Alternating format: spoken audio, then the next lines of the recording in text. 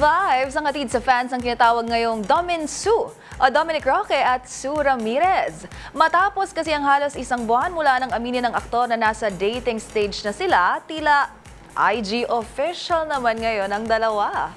Narito ang aking report. Tila IG official na sina Dominic Roque at Sue Ramirez. Matapos kasi ang ilang pagkakataong sa post lamang ng mga netizen na nakakakita rito nang gagaling ang balita. Ngayon, #hard launch. Dahil sa Instagram na mismo ng aktor, masisilayan ang kanilang picture together.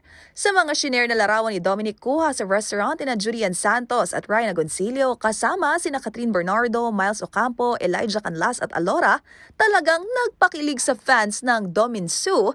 Ang last slide ng post laman ang kanilang photo ni Sue. Magunita na matapos ang ilang buwang espekulasyon tungkol sa tunay na estado ng kanilang relasyon, inamin ni Dominic last December na exclusively dating na sila ng aktres. Unang pumutok ang haka-hakang may something sa dalawa ng maispatang sweet sa Siargao noong Nobyembre, habang makailang beses pa itong naispata ng netizens na magkasama sa iba't ibang pagkakataon. Si Dominic ay dating engaged sa aktres na si Bea Alonzo, habang si Sue na may huling nakarelasyon si Mayor Javi Benitez ng Victoria City, Negros Occidental.